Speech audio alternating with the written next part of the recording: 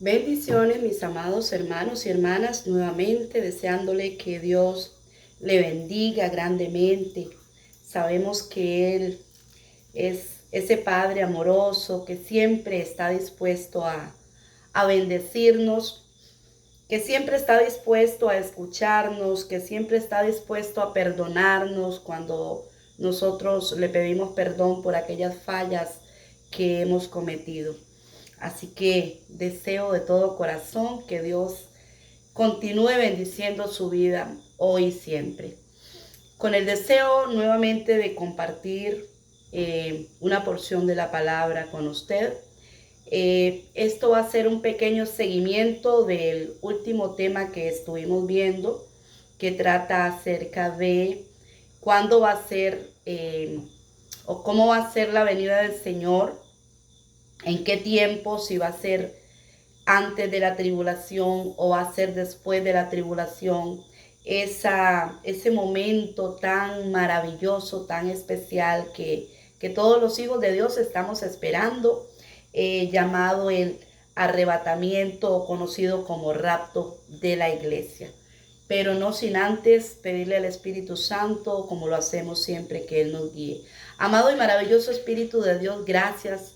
Gracias porque sabemos que podemos contar contigo siempre, sabemos que podemos venir con toda confianza delante de usted, mi Padre maravilloso, pidiendo a su Espíritu Divino y Santo que nos guíe.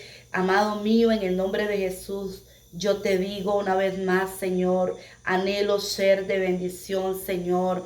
Anhelo poder ser un instrumento en sus manos, Señor, para poder transmitir, Señor, tu palabra, para poder dar el consejo de tu palabra. Por lo tanto, yo te pido, Señor, perdóname, Dios mío. No quiero, amado mío, tener, Señor, nada, oh Dios, de lo que no te haya pedido perdón, sabiendo que soy humana, que aunque aborrezco fallarte, aunque no quiero fallarte, Señor, pero siempre fallo, Señor, aunque no lo deseo. Como lo dijo aquel siervo, Señor, muchas veces lo que quiero hacer no hago y lo que no quiero hacer termino haciéndolo. Por eso tengo que pedirte perdón, amado mío.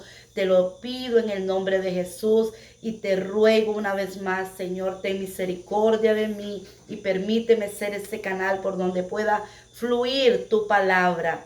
Oh Espíritu Santo de Dios, te pido que toques el corazón de mi amado, de mi amada, que nos des esa revelación, ese alumbramiento de la palabra revelada, esa interpretación, ese discernir, oh Dios mío, aquellas cosas, aquellos puntos, Señor, que son claves para que nosotros podamos entender tu palabra. Por eso, Espíritu Santo de Dios, te entrego absolutamente todo el control de mi persona, de este canal, de esta pantalla, y te ruego que una vez más, Espíritu Santo de Dios, mi amado, mi amada, pueda atender la palabra y que usted, Espíritu Santo, también a él, a ella, le traigas ese poder comprender el mensaje para su vida. Bendice su hogar, bendice todo aquello, Dios mío, en lo cual tú sabes, Señor, que mis amados necesitan ese respaldo, esa respuesta,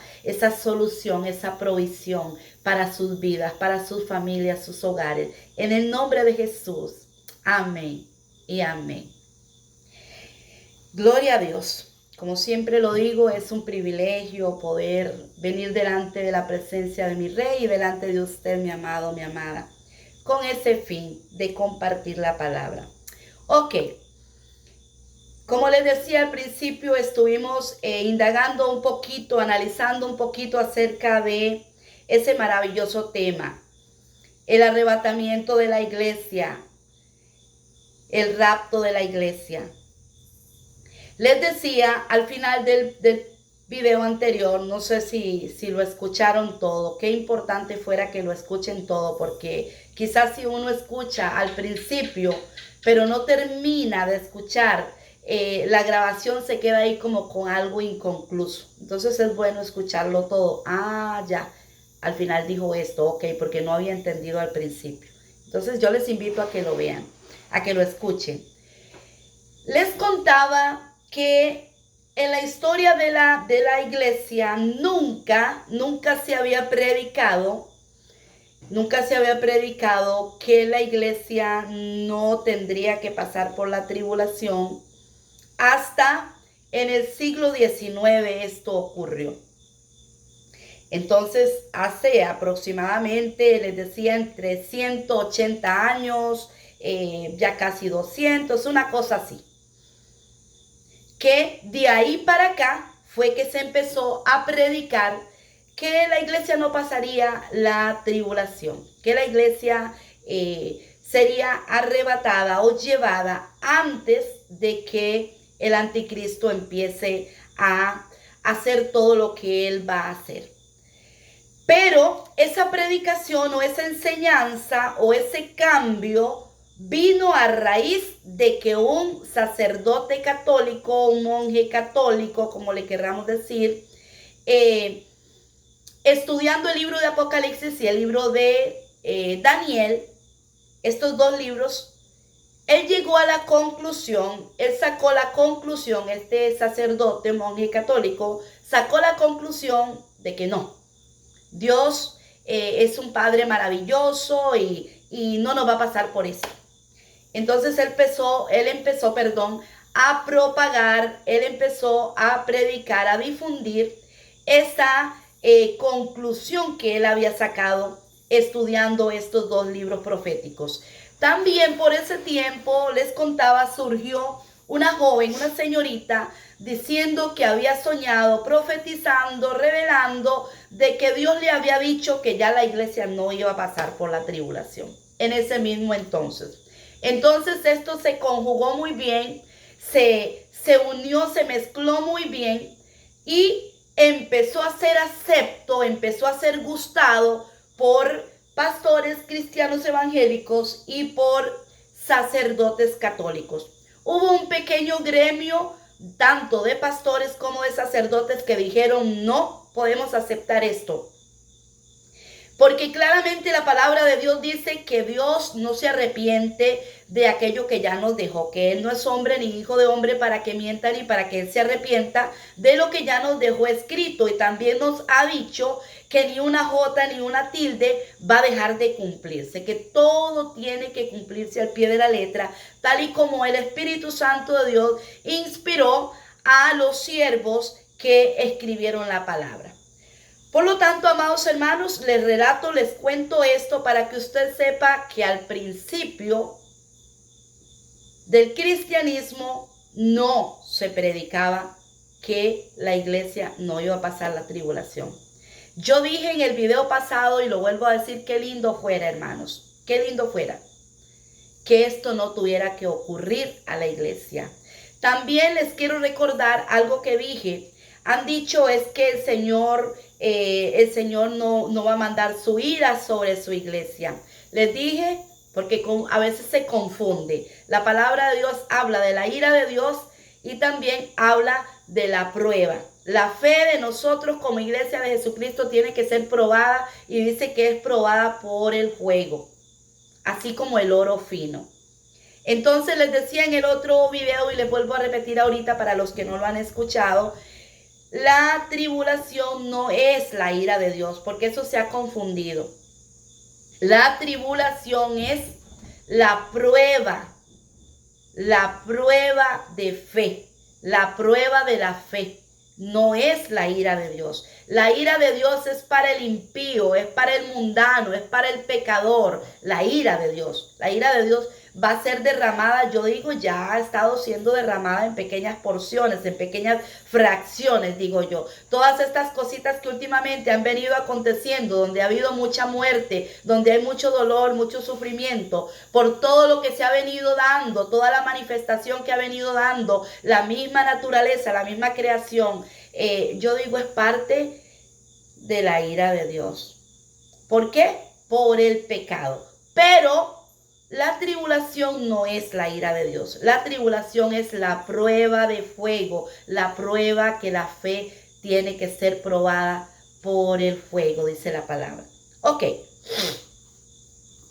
Vamos a leer una pequeña porción de la palabra. En el anterior video les estuve leyendo en el capítulo de Marcos 13. También nos habla mucho de esto Mateo 24, que es el pasaje muy conocido y por una mayoría de maestros de la palabra, de predicadores. Ese es el pasaje que casi siempre se lee, se usa, Mateo 24. Yo les estuve comentando, leyendo Marcos 13. Y son palabras que tanto un apóstol, tanto Mateo, como Marcos, como Lucas, como Juan, ellos apoyan todo esto que el Señor muy personalmente Jesús a ellos les indicó, les dijo. Pero ahorita yo quiero compartirles, amados míos, una porción de la palabra que nos va a estar hablando también de la venida del Señor, de este gran acontecimiento maravilloso que todos estamos esperando, hermanos, en Primera de Tesalonicenses, capítulo 4. Va a estar un poquito grandecita la lectura, pero para que usted, no es mucho. Para que usted, por favor, amado, amada, tome la palabra, tome la Bibliecita y usted no se quede tan solo con lo que escucha que yo le digo, sino que haga como aquellos siervitos a los que Pablo iba y les predicaba, les enseñaba, y dice que se iban a sus casas a indagar en la Torá, en la palabra, a ver si era cierto lo que Pablo les había enseñado o no era verdad, porque sabemos que es lo mejor. Nosotros estar afirmando, escudriñando la palabra y darnos cuenta si nos dicen verdad o mentira. Dice así la palabra del Señor, la venida del Señor. Tampoco queremos, hermanos, que ignoréis acerca de los que duermen, es decir, de los que ya han muerto, para que no os entristezcáis como los otros que no tienen esperanza. Porque si creemos que Jesús murió y resucitó, así también traerá Dios con Jesús a los que duermen en él, es decir, a los cristianos, los traerá Jesús con él. A los que duermen con él. Dice, por lo cual os decimos esto en palabras del Señor, que nosotros los que vivimos, dice Pablo, nosotros los que vivimos, que habremos quedado hasta la venida del Señor, no perseveremos o no nos adelantaremos a los que ya duermen, a los que ya murieron, porque el Señor mismo con voz de mando, con voz de arcángel y con trompeta de Dios descenderá del cielo, y los muertos en Cristo resucitarán primero. Luego nosotros, dice Pablo, los que vivamos, los que hayamos quedado, seremos transformados, seremos arrebatados juntamente con ellos en las nubes para recibir al Señor en el aire, y así estaremos siempre con el Señor. Y sigue diciendo, por tanto, alentaos los unos a los otros con estas palabras. Y dice el capítulo 5, pero acerca de los tiempos y de las acciones, no tenéis necesidad, hermanos, de que yo os escriba. Porque vosotros sabéis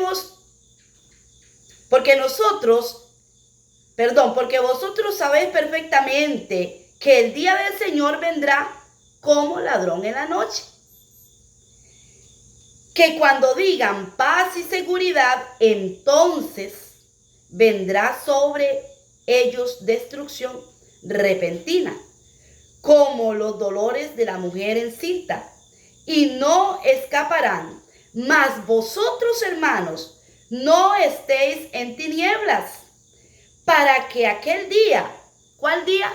Aquel día en que Él va a venir como ladrón en la noche, para que aquel día no os sorprenda como ladrón.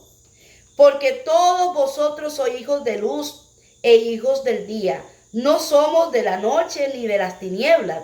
Por tanto, no durmamos como los demás, sino velemos, hermanitos, seamos sobrios. Pues los que duermen, de noche duermen, y los que se embriagan, de noche se embriagan. Pero nosotros que somos del día, seamos sobrios, habiéndonos vestido con la coraza de la fe y de amor y con la esperanza de salvación como yelmo. Aleluya. Vamos a dejar esta lectura hasta ahí. Usted puede continuarla. Primera de Tesalonicenses capítulo 4. Estábamos leyendo del versículo 13 hasta terminar el capítulo 4 y del capítulo 5 ahí hasta el versículo 8. Amados hermanos, se nos ha dicho que la venida del Señor va a ser secretamente y que por eso la palabra del Señor lo dice que como ladrón en la noche. Esto no es así, no es tan real. Cuando la palabra de Dios, usted escuchó que acá lo acabamos de leer, cuando la palabra del Señor nos dice que el Señor vendrá como ladrón en la noche, se está refiriendo,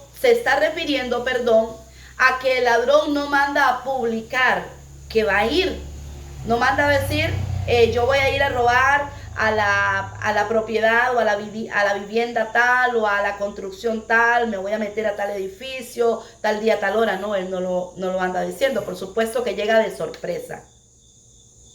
Entonces el Señor dice que cuando digan paz y seguridad, ese es un momento clave, ese es un momento en que nosotros tenemos que indagar, bueno, ¿cuándo va a ser ese momento? ¿Cuándo es que van a decir paz y seguridad?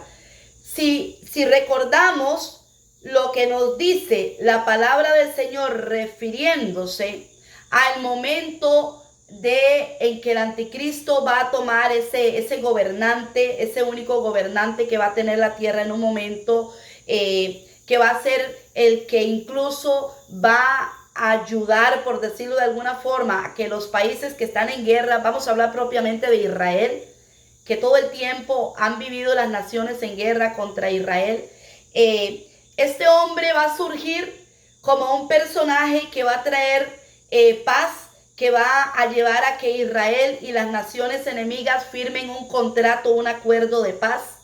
Él lo va a lograr, lo que no han logrado ni los Estados Unidos, ni el Papa con sus argumentos, con sus comentarios, con sus oraciones, ni nadie.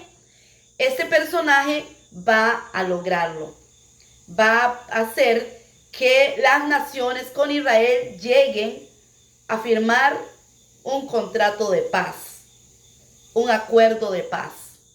Y esta paz va a venir a traer una supuesta seguridad a la tierra, porque este hombre, al hacer esto, las naciones lo van a amar, lo van a seguir, lo van a escuchar, lo van a obedecer. Y entonces sabemos que la palabra nos habla de que va a llegar a haber una sola moneda, una sola religión, bueno, una sola moneda no, un solo dinero, vamos a decirlo, una sola religión, un ecumenismo tremendo, que aparentemente se va a ver bueno, se va a ver una hermandad, se va a ver una paz en la tierra, como no lo ha habido. Cuando digan, dice acá, paz y seguridad. Ahora sí hay paz, porque ahora ya no hay ladrones. ¿Para qué los ladrones se van a esmerar por robar? Si saben que hay un personaje con tanta sabiduría, vamos a decirlo así de alguna forma, que va a venir erradicando toda esa inseguridad que hoy por hoy hay. Ya no va a haber dinero para robar, porque el dinero que nosotros conocemos, moneda o papel, va a dejar de existir en todas las naciones. ¿Y para qué robarse algo si no lo pueden vender? Si no pueden recibir dinero a cambio. No vale la pena robar. Para los que roban no va a valer la pena robar. Por lo tanto, eso va a llevar a una paz y a una seguridad, a un vivir en una supuesta tranquilidad del mundo. Pero dice el Señor, cuando digan paz y seguridad. Hermanos, ese es un momento clave. Ese va a ser un tiempo clave. A mí me decía alguien, acerca de esto, de que la palabra de Dios, me preguntaba alguien, pero es que la palabra de Dios dice que cuando venga el Señor a llevarse la iglesia, simplemente se van a dar cuenta porque, bueno, en la cama o en la casa desaparecieron 3 o 1 o 2 o desaparecieron todos de algunas casas, y esto va a ser una gran noticia y por todo el mundo lo mismo. Es de esa forma que se van a dar cuenta, nada más. Pero dice la palabra que el Señor viene y no es cuando ya el Señor viene con la iglesia y con su ejército, que viene con los ángeles acá para la tierra. No, ese es en el momento en que el Señor se va a quedar en las nubes. Dice que con voz de mando, con trompeta de Dios. Es decir, no va a ser así en silencio. Va a sonar esa gran trompeta que se va a oír por todo el mundo, amados.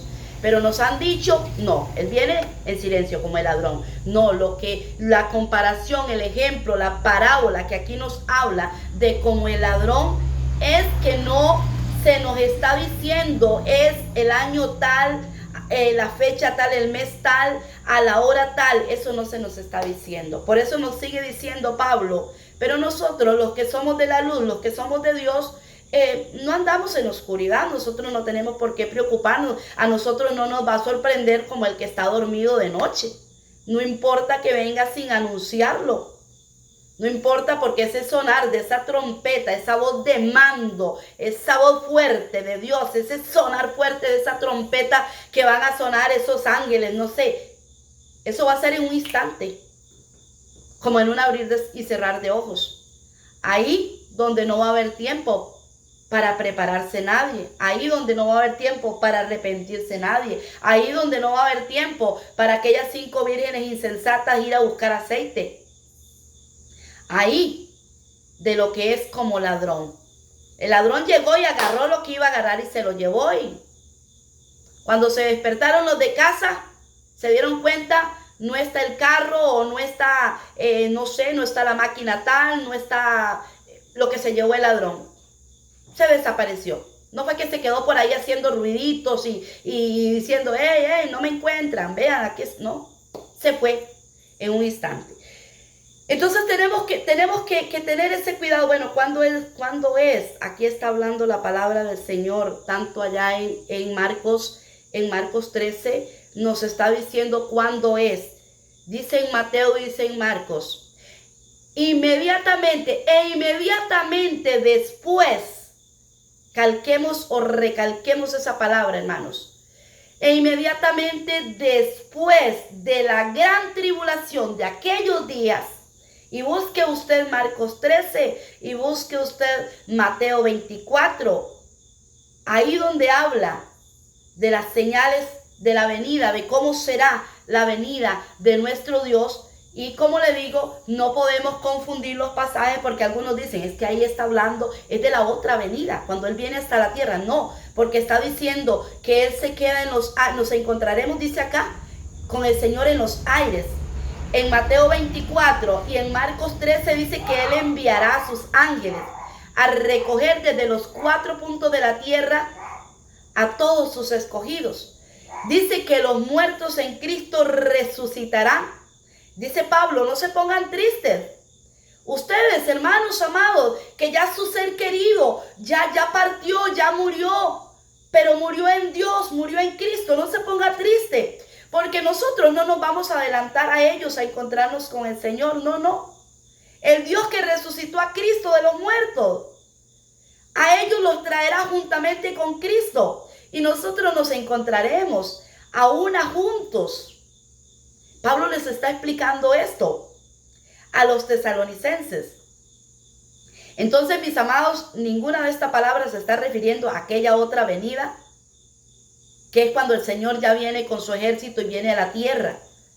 No, esta palabra se está refiriendo tanto en Mateo 24, tanto en Marcos, tanto acá en Tesalonicenses y en muchas otras citas bíblicas más que ahí pudiésemos nombrar. Se está refiriendo a la venida de Cristo a llevar a su amada iglesia. Pero, hermanos amados, entonces ubiquemos cuándo va a ser esa venida. ¿Va a ser antes de la tribulación o va a ser después de la tribulación?